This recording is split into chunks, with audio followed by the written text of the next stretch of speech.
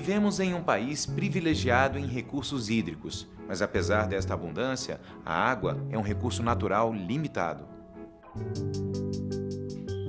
A ocupação irregular do solo, falta de redes e tratamento de esgoto, tudo isso contribui para a degradação dos ecossistemas aquáticos, afetando a saúde do ambiente e da população. É missão da Agência Nacional de Águas, a ANA, coordenar a gestão compartilhada dos recursos hídricos para garantir a todos os brasileiros de hoje e de amanhã água em quantidade suficiente e de boa qualidade. Por meio de uma rede hidrometeorológica, a ANA acompanha a disponibilidade das reservas nacionais de água. Já a qualidade é monitorada por apenas 17 das 27 unidades da Federação, de uma forma dispersa e não padronizada. Para ampliar o monitoramento, a ANA criou o Programa Nacional de Avaliação da Qualidade das Águas, PNQA. O programa foi lançado em 2010, junto com o Portal da Qualidade das Águas. Seus principais objetivos são manter a sociedade informada sobre a qualidade das águas superficiais brasileiras e fornecer subsídios para a elaboração de políticas que garantam a gestão sustentável dos recursos hídricos. E o PNQA surge também para eliminar as lacunas geográficas e temporais no monitoramento da qualidade, além de tornar as informações mais confiáveis e comparáveis nacionalmente. Ele está ancorado em 4 ações principais. A primeira é a criação da Rede Nacional de Monitoramento da Qualidade da Água. Com ela, a avaliação passa a ser feita em todo o país. Um número mínimo de pontos de monitoramento em corpos d'água por quilômetro quadrado será estabelecido pelo programa, assim como a frequência de coleta e os parâmetros mínimos de avaliação. O segundo componente do PNQA é a padronização dos procedimentos de coleta e análises laboratoriais. Isso vai permitir a comparação dos dados em âmbito nacional. O terceiro é a certificação e aprimoramento de laboratórios e a capacitação dos profissionais envolvidos no monitoramento.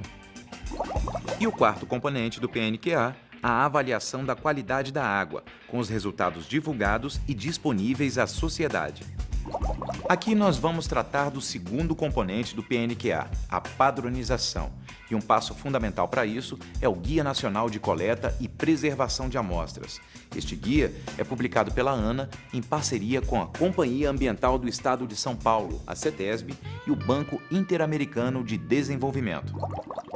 Editado originalmente pela CETESB, o guia foi atualizado, disponibilizado para consulta pública e adaptado para que todos os estados brasileiros tenham condições de seguir os procedimentos nele recomendados.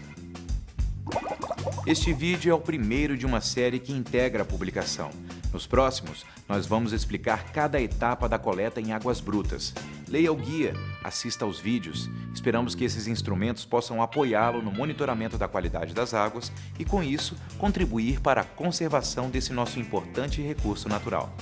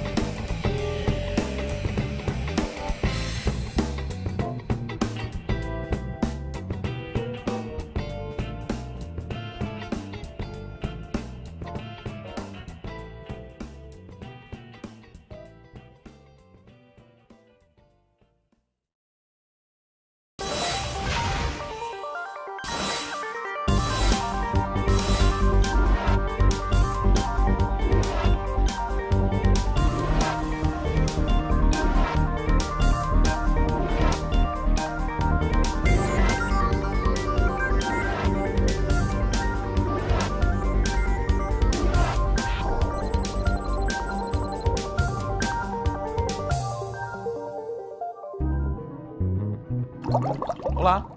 Vamos começar agora a etapa mais importante de uma campanha de coleta de amostras de água, a preparação. Ela é fundamental para que os objetivos sejam alcançados e os resultados confiáveis. Além disso, a equipe terá mais segurança na execução de suas atividades. A primeira providência é ler atentamente o Guia Nacional de Coleta e Preservação de Amostras. E depois, é preciso detalhar todo o planejamento no plano de amostragem, incluindo os objetivos da saída em campo, os locais de coleta e frequência da amostragem, os parâmetros selecionados, os métodos analíticos e de amostragem adequados e o cronograma de atividades. Vamos por partes, passo a passo, planejando e organizando cada etapa. Antes de mais nada, envolva todos os profissionais que participam do monitoramento, gerentes, técnicos operacionais de coleta e de análise laboratorial, sem esquecer do pessoal do transporte. O primeiro passo de um bom planejamento é a definição dos objetivos da saída em campo. Isso tem que ser feito com antecedência suficiente para que haja tempo de preparar as atividades. O segundo passo é a seleção dos parâmetros de amostragem. Lembre-se que para a formação da Rede Nacional de Monitoramento da Qualidade das Águas, devemos seguir os parâmetros mínimos recomendados na primeira fase do PNQA. São 22: temperatura da água e do ar, turbidez, oxigênio dissolvido, pH, sólidos totais dissolvidos, sólidos em suspensão, alcalinidade total, cloreto total, transparência da água, condutividade elétrica, demanda química de oxigênio, demanda bioquímica de oxigênio, carbono orgânico total, coliformes termotolerantes, clorofila A, fitoplâncton, fósforo solúvel reativo e total, nitrato, nitrogênio amoniacal e nitrogênio total. 6 destes parâmetros devem ser analisados já no trabalho em campo: a temperatura da água e do ar, turbidez, oxigênio dissolvido, pH, transparência da água e condutividade elétrica. Todos os outros parâmetros são analisados em laboratório. Precisamos definir agora os pontos ou estações a serem visitados, definindo assim o plano de amostragem. Brandão, qual que é a importância do plano de amostragem? Bom, a importância do plano de amostragem é a seguinte: ele define os objetivos do trabalho que a gente vai realizar, a frequência e quais são os locais que vão ser amostrados, os ensaios que vão ser realizados, tanto no laboratório como em campo, e os controles de qualidade. Tudo isso é importante, faz parte de um conjunto de informações que vai nos ajudar a fazer com que a atividade seja representativa daquele local que a gente está amostrando e que essas amostras cheguem de forma adequada até os laboratórios para serem analisadas. Ao elaborar o roteiro de amostragem, trace itinerários racionais. Verifique as condições de acesso às localidades e a disponibilidade de apoio local quando necessário.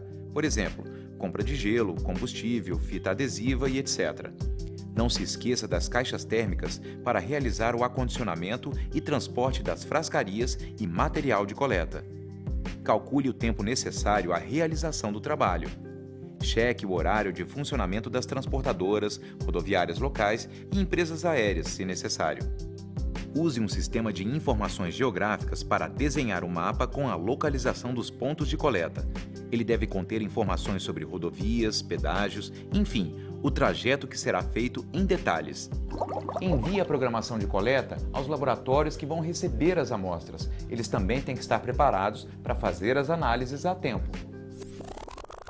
Chegou a hora da gente fazer o levantamento e separar os recipientes. Brandão, o que a gente vai precisar levar? Bom, os recipientes eles devem ser separados de acordo com o volume necessário para cada ensaio e preservação química requerida. De qualquer forma, está tudo aqui, no anexo 1 do Guia de Coleta. No anexo 1, você encontra as orientações sobre o tipo de ensaio, classe de amostra, recipiente, quantidade de amostra, preservação, armazenamento e o prazo de validade da amostra por ensaio. Confira o necessário a cada parâmetro selecionado e providencie recipientes para o acondicionamento das amostras e reagentes químicos para a preservação das amostras e análises em campo. Não deixe de verificar o prazo de validade dos reagentes químicos e padrões de verificação, frascos que precisam de lavagem e preparo especiais. Procure visualizar cada momento da atividade em campo, anotando o que será utilizado e precisa ser preparado. Por exemplo, pense na coleta de amostras, lembrando que terá que usar baldes de inox, cordas, garrafas de Van Dorn e batiscafo. Para análise imediata em campo, são utilizados a sonda multiparamétrica e o disco de SEC. É fundamental verificar a disponibilidade e o funcionamento adequado de todos os equipamentos.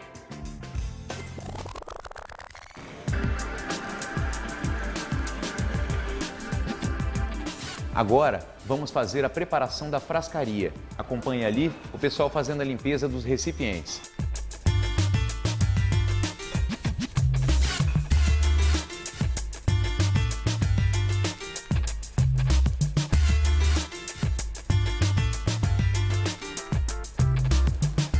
Brandão, o que me chamou a atenção aqui foram todos esses cuidados com a limpeza da frascaria. Por quê? Bom, esses cuidados são necessários para que você garanta que você não está agregando nenhum interferente ao resultado das análises. Dá um exemplo aí.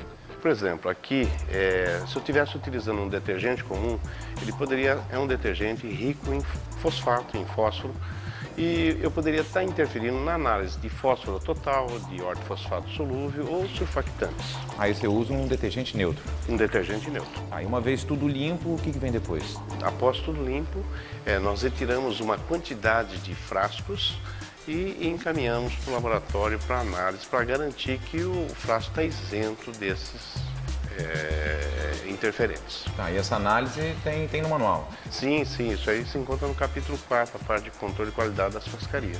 Beleza. O controle de qualidade, ou branco, é assim. Depois de limpar um lote de frascos, selecione alguns para o teste. Preencha-os com água destilada, deionizada ou desmineralizada, como se fossem amostras. Realize, então, preservação e as análises dos parâmetros previstos para cada frasco. Faça tudo do mesmo jeito que ao analisar amostras verdadeiras. Se os frascos estiverem mesmo limpos, os parâmetros não vão ser detectados. Depois de limpos, os frascos são etiquetados, com as indicações do ponto de amostragem, da data da coleta, do parâmetro a ser analisado na amostra e do preservante requerido.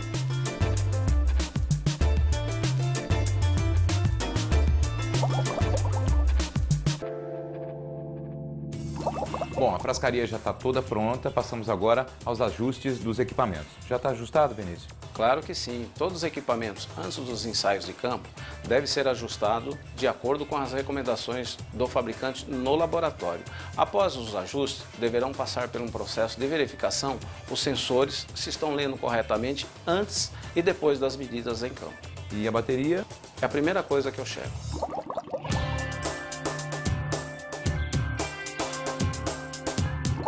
Um passo super importante na organização do trabalho de campo é a revisão de todos os veículos que serão usados e a preparação dos acessórios indispensáveis. Quando o roteiro de coleta exigir o uso de embarcação, verifique as condições gerais do veículo, da carreta e dos acessórios. Isso evita atrasos e acidentes na estrada. Lembre-se também de testar o funcionamento do motor. Na saída a campo, alguns itens são obrigatórios. Confira todos.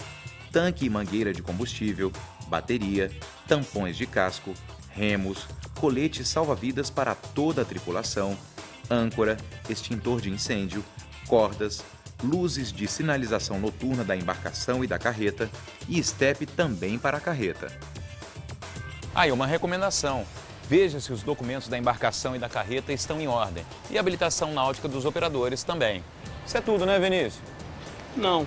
A necessidade também de verificar se a embarcação está com bússola, ecobatímetro, GPS, celular, rádio de comunicação, sinalizadores e peças para a reposição, no caso de quebra do motor, e verificar a quantidade de combustível no tanque.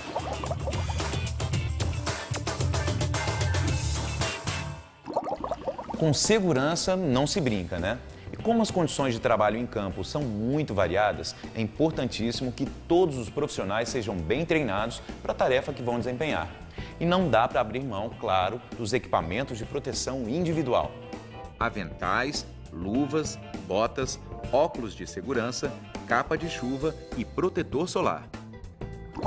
Chegamos ao último passo da organização dos trabalhos em campo, o checklist.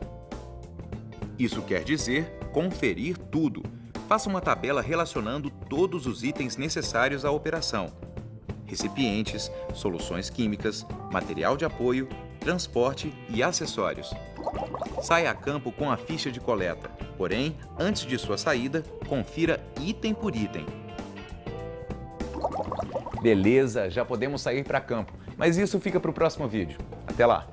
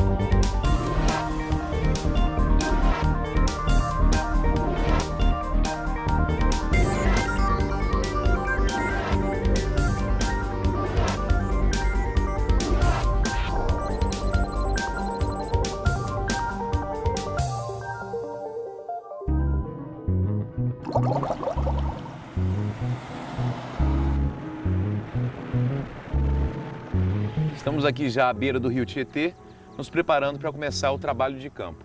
E a gente está com sorte. Olha aí, que dia bonito.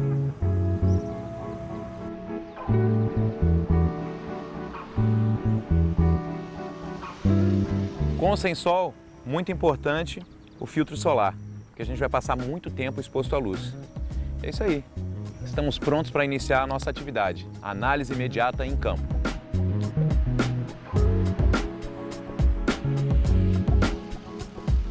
Alguns parâmetros para o monitoramento da qualidade da água requerem um prazo muito curto para serem analisados. Por isso, devem ser medidos diretamente em campo. São eles: temperatura, pH, oxigênio dissolvido, turbidez e a condutividade elétrica. Um equipamento muito usado para monitoramento em campo é esse aqui na mão do Vinícius, a sonda multiparamétrica. Não é isso, Vinícius? Isso mesmo. Ela mede temperatura, condutividade, pH, oxigênio dissolvido, turbidez e ainda outros. Leia atentamente o manual de instruções do equipamento de medição antes de utilizá-lo para não cometer erros que comprometam a análise. E você se lembra do que fizemos antes de sair a campo? A verificação com padrões no setor e a manutenção preventiva do aparelho garantem a qualidade do resultado da análise. Tudo ok, já podemos partir para a medição dos parâmetros. Para que essa corda aí, Vinícius? Essa corda paralela ao cabo da sonda serve para a segurança da própria sonda, fixação do laço para manter a sonda na posição vertical dentro da água. A medição deve ser feita diretamente no corpo d'água. Vamos acompanhar.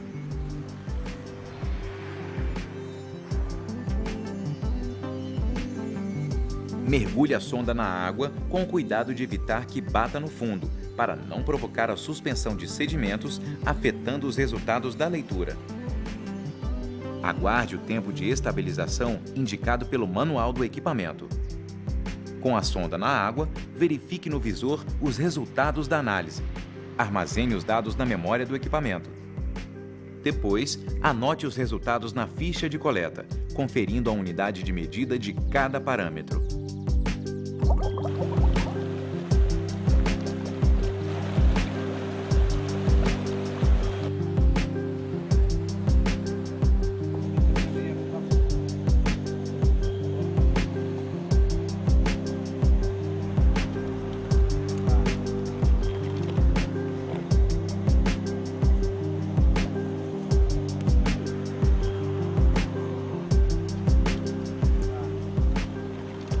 Em rios, as medições são feitas de cima de uma ponte, como você viu. Mas quando o rio for pequeno, como este aqui, o técnico tem que entrar na água mesmo, como o Vinícius vai mostrar ali agora. Tá pronto aí, Vinícius? Pronto, já coloquei meus EPIs necessários para a realização dessa amostragem, que é a jardineira junto com a bota e luvas. Então essa é a análise imediata dentro da água. Mostra aí como é que é.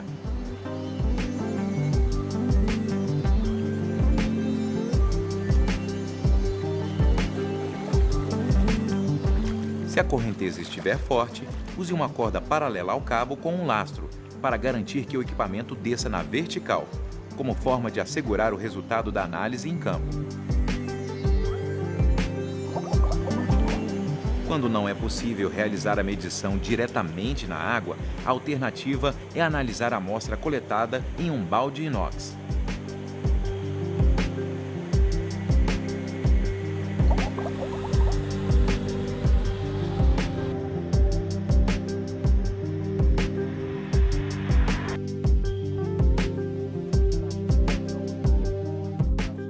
Mudamos de cenário. Vamos falar agora de análise imediata em campo, feita em ambientes lênticos, como lagos, represas ou reservatórios.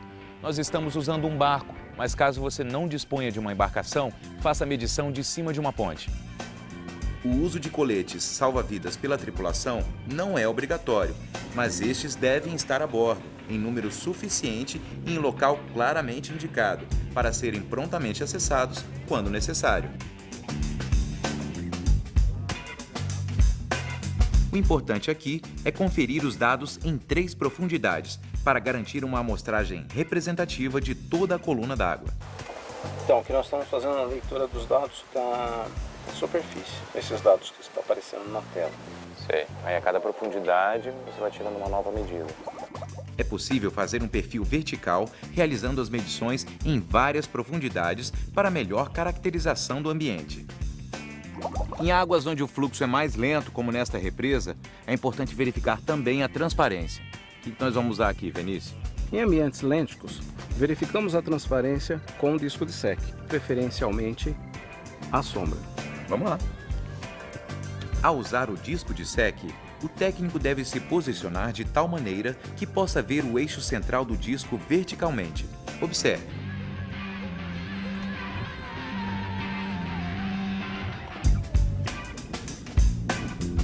Mergulhe o disco até que não possa mais vê-lo. Repita a operação para se certificar do limite de visualização. Aí é só conferir a medida no cabo graduado.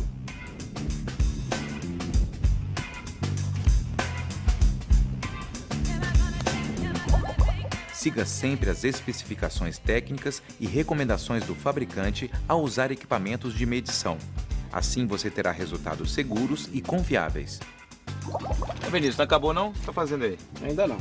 Estou fazendo uma asepsia dos sensores conforme orientação do fabricante. Após a asepsia, colocaremos o copo para transporte. Aí, acabou. Não. Chegando na companhia, é necessário fazer as verificações com padrão rastreado para a validação dos ensaios. Beleza. Bom, por agora missão cumprida. No próximo programa, vamos partir para a coleta de amostras para análise em laboratório. Até lá!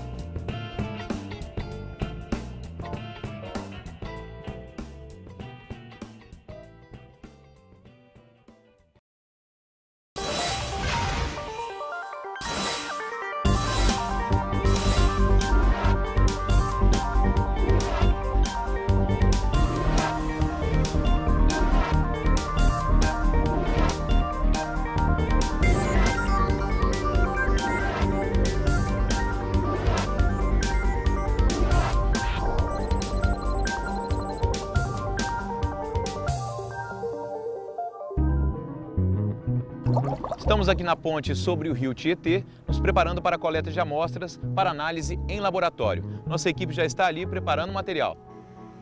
As amostras de água que serão levadas ao laboratório devem ser coletadas com equipamentos apropriados, como o balde de aço inox,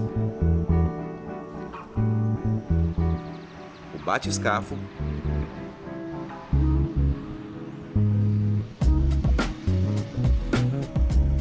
ou a garrafa de Van Dorn.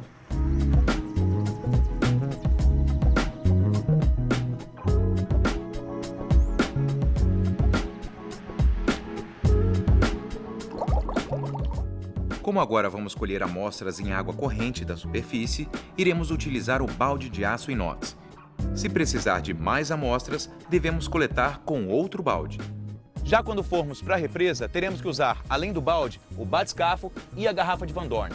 Em qualquer um dos casos, é importante, para evitar contaminação cruzada, lavar ou trocar o material de amostras colhidas em pontos diferentes. Me acompanhe que você vai entender melhor. Veja, o técnico está recolhendo amostras neste ponto do rio, usando um balde amarrado a uma corda.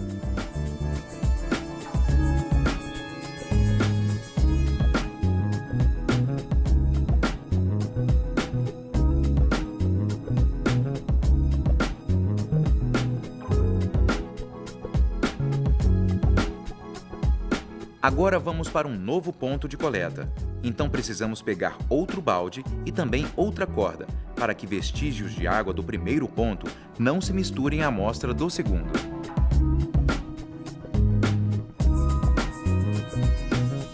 Isso seria o ideal, mas a gente sabe que nem sempre é possível. Vinícius, como é que você faz quando você não dispõe de muitos baldes? Eu preservo a corda do ponto anterior, lavo o balde com água destilada e enxago o balde com a água do próprio ponto. Lave todo o material em campo mesmo. Para isso, use água destilada ou deionizada. Enxague com a água do local onde será feita a nova coleta. Só então recolha novas amostras.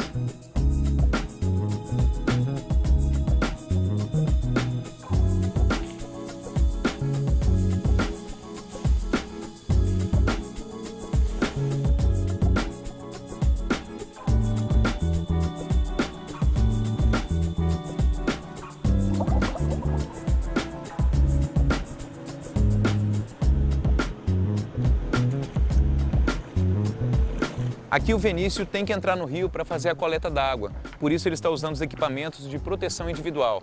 Não se deve entrar na água desprotegido.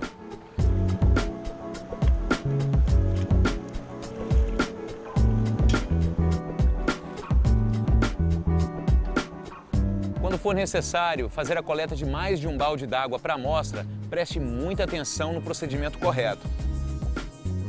O correto é encher o balde e coletar inicialmente a amostra para o ensaio microbiológico, enchendo os frascos de uma única vez.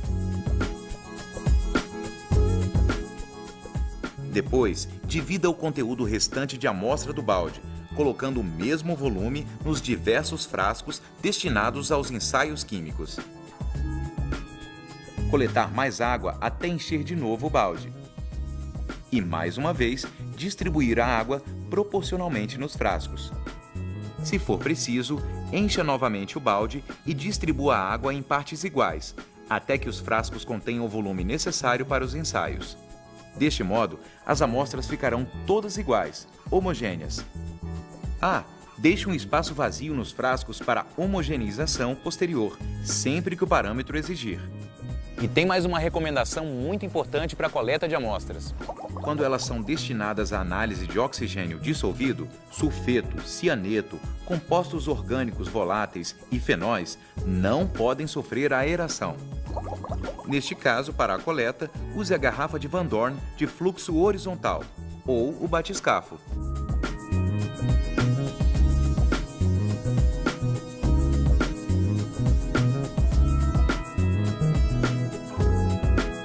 As amostras coletadas devem ser preservadas e acondicionadas em caixa térmica sob refrigeração para o transporte até o laboratório, exceto as amostras para oxigênio dissolvido pelo método Winkler.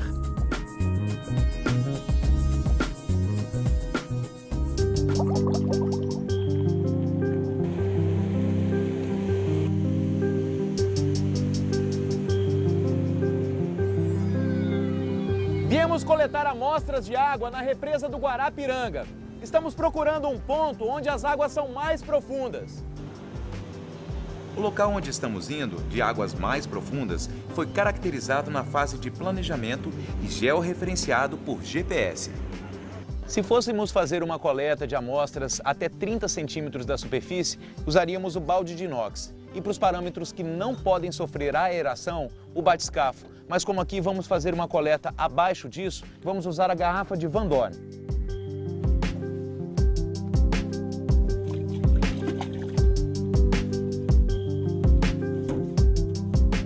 Para não provocar a suspensão de sedimentos, a garrafa deve ficar 1 metro acima do fundo.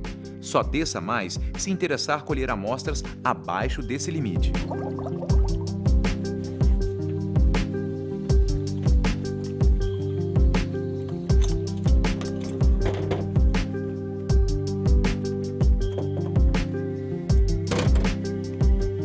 Antes de passar a amostra para os frascos, desconecte a mangueira da garrafa e despreze a água da mangueira. E ao distribuir a água da garrafa entre os frascos para análise, faça exatamente como fez com a água do balde. Retire em primeiro lugar as amostras para os ensaios microbiológicos e ensaios que não podem sofrer aeração. Quando a garrafa de Van Dorn for usada para coletar amostras que não podem ser aeradas, o processo de enchimento dos frascos é diferente. Mostra pra gente aí, Vinícius. Ok. Com a mangueira estrangulada, ela encosta no fundo do frasco para evitar aeração. Vou liberando a vazão lentamente, até o preenchimento do frasco de 2 a 3 vezes o do volume.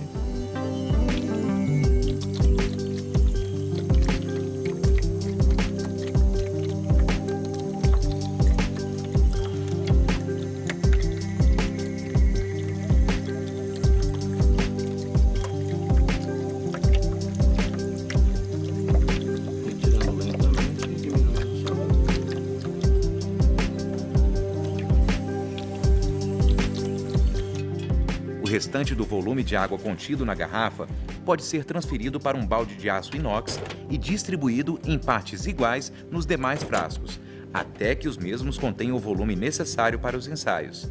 Deste modo, as amostras ficarão todas iguais, homogêneas. Se precisar encher mais, mergulhe a garrafa de novo e distribua o líquido igualmente pelos frascos. Deixe o espaço vazio para a homogeneização posterior sempre que o parâmetro exigir. Vimos as regras gerais para a coleta de amostras em água bruta. Vamos tratar agora dos casos particulares, amostras que requerem cuidados especiais.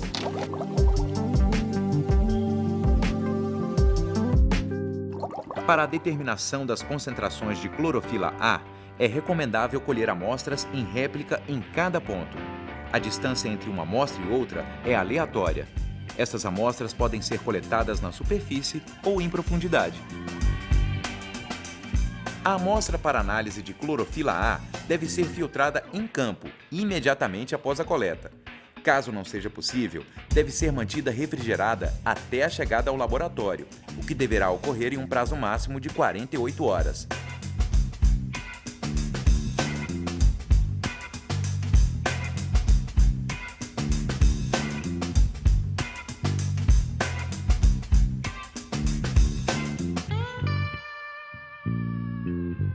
Depois do material filtrado, o papel filtro deve ser armazenado até a análise, em frasco contendo sílica gel e sob refrigeração.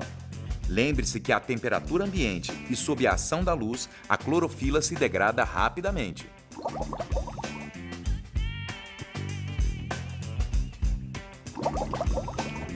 Nos ensaios de fitoplâncton, a amostragem varia de acordo com o objetivo do estudo.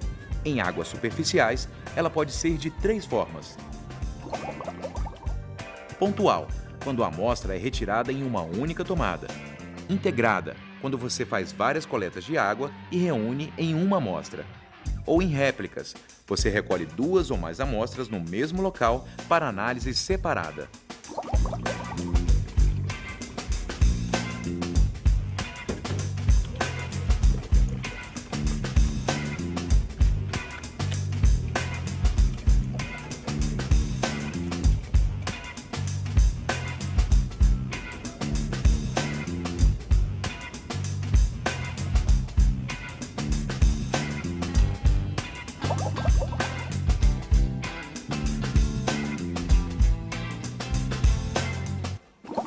As amostras de água para o ensaio de metais dissolvidos devem ser filtradas em campo. E a água filtrada é que é encaminhada para o ensaio. Antes de fazer a coleta, o Vinícius já está ali preparando a unidade filtrante para receber a amostra. Como é que é feito isso, Brandão? Para a preparação da amostra para metais dissolvidos em campo, você precisa de uma unidade filtrante de 0,45 micras. Essa unidade filtrante, além dela, você precisaria também de uma seringa descartável estéril. O que ele está fazendo? Ele vai ter que primeiro pré-condicionar o filtro. Ele vai passar 50 ml de água deionizada nesse filtro. Preparado o filtro, ele vai colher a amostra com a seringa e começar o processo de filtração em campo. Preparado o material, a água para a amostra é coletada com um balde ou garrafa de Van Dorn horizontal. Depois da seringa completamente cheia, sua ponta é conectada ao filtro pré-condicionado. Pressionando o êmbolo da seringa, a amostra filtrada é recolhida em frasco de coleta apropriado. O procedimento deve ser repetido até se obter o volume adequado ao ensaio. E se o filtro ficar saturado?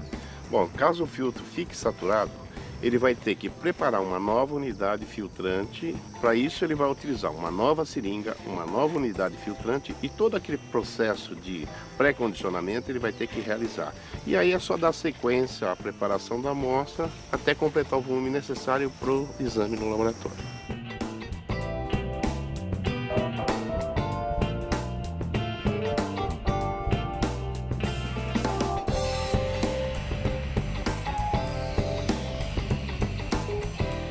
Algumas amostras devem ser preservadas porque podem sofrer alterações químicas, físicas e biológicas até chegarem ao laboratório.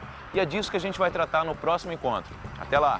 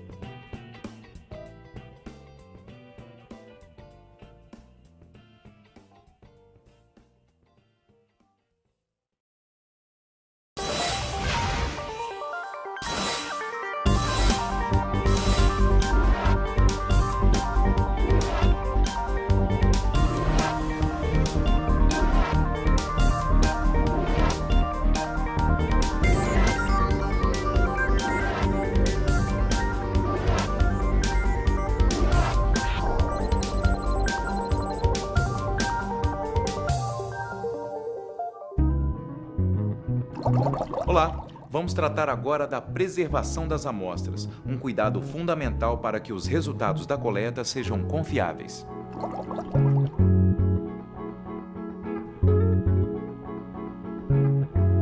Do campo ao laboratório, as amostras de água sofrem alterações químicas, físicas e biológicas. Para se evitar que isso interfira nos resultados da análise, as amostras precisam ser preservadas logo após a coleta. As técnicas de preservação mais empregadas são adição química, refrigeração e congelamento.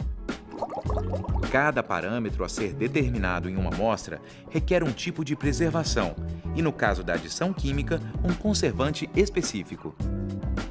O melhor a ser feito antes de iniciar o trabalho é consultar o nosso Guia Nacional de Coleta e Preservação de Amostras. Veja o anexo 1. Nele você encontra tabelas com as indicações necessárias para cada parâmetro. Vamos voltar a campo e ver alguns exemplos. Faça a solução de ácido sulfúrico.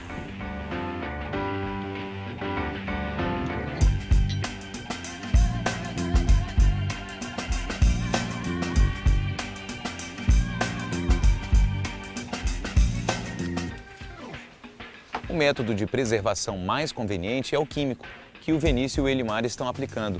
A técnica preserva a amostra por mais tempo, estabilizando os parâmetros de interesse ou substâncias e compostos que serão analisados. Explica isso melhor para a gente, Brandão. No caso, o Elimar, ele está fazendo a preservação da amostra para os ensaios de nitrogênio amoniacal, nitrogênio orgânico e nitrogênio quildo total. Para tanto, ele está utilizando uma pipete dosadora com uma solução de ácido sulfúrico na concentração 1+1, adicionando 2 ml à amostra. Após esse procedimento, ele fecha o frasco e acondiciona na caixa com gelo. Para esse tipo de preservação, ele pode utilizar a pipete dosadora, o frasco conta-gota e a pipeta. O Vinícius e o Elimar seguiram as indicações da tabela A1 do guia, página 293, para ensaios de nitrogênio. Confira: recipiente, quantidade de amostra, preservante, armazenamento, prazo de validade, tudo é especificado na tabela. Um método muito usado para a preservação das amostras é a refrigeração. Mesmo aquelas que já passaram pelo preparo químico devem ser refrigeradas, para que se conservem ainda mais. Como é feito isso, Vinícius? As etiquetas devem ser resistentes à água, os frascos de vidro devem ser protegidos com rede de isopor, devem ser colocados em caixa térmica com gelo, com frasco de controle de temperatura. E a refrigeração é sempre usada? Frequentemente, para a preservação de amostras para ensaios microbiológicos, físico-químicos, orgânicos, inorgânicos, biológicos e toxicológicos. Mas atenção! Amostras destinadas à determinação de oxigênio dissolvido pelo método de Winkler não devem ser refrigeradas. Outra forma de preservação das amostras é o congelamento. Ela é usada em alguns ensaios, aumentando o prazo de validade para análise. Mas esse método é feito em laboratório e isso a gente vai ver no próximo vídeo. Até mais!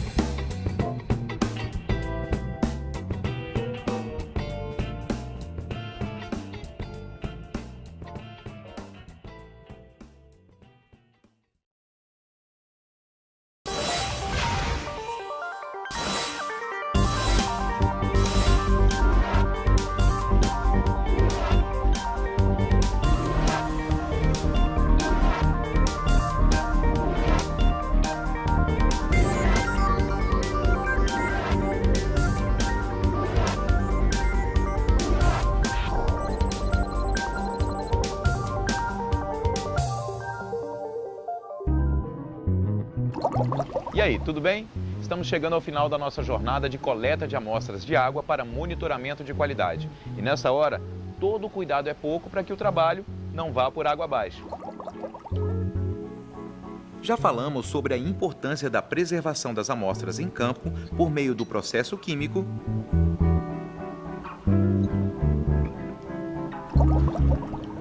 e da refrigeração.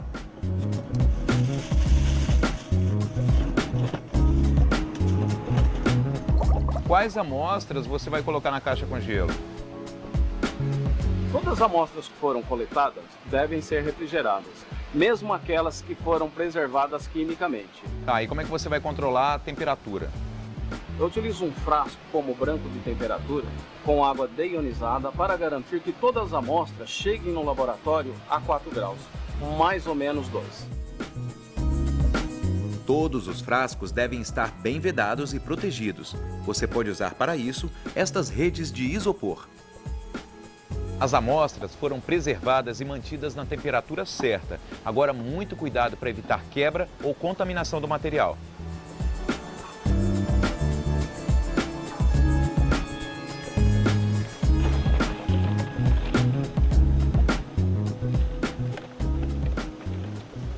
Quando o roteiro de coleta inclui várias localidades, você pode precisar despachar as amostras para o laboratório.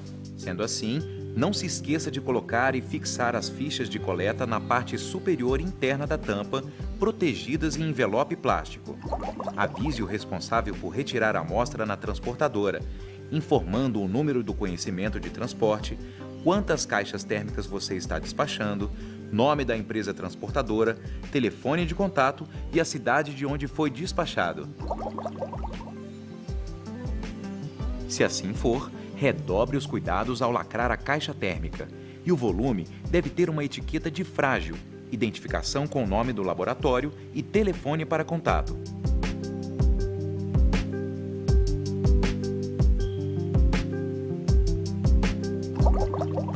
Lembre-se, consulte o prazo de validade das amostras no Guia Nacional de Coleta. Viu agora como é importante que o planejamento da coleta tenha sido criterioso? Alô, Brunão? Já te passei as amostras já. O número do conhecimento é 7.487. Você deverá saber o horário de funcionamento das linhas de ônibus, transportadoras ou empresas aéreas, se necessário, garantindo que o material chegue ao laboratório a tempo e em bom estado.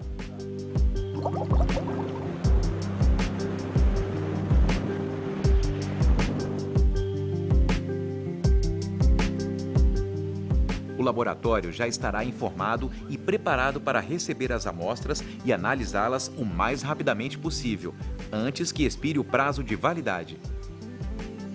Se for o caso, o laboratório poderá armazenar as amostras com maior prazo de validade em câmara fria ou geladeira. Até o momento do ensaio, a temperatura da câmara ou da geladeira deverá ser controlada por termômetros calibrados e adequadamente registrados.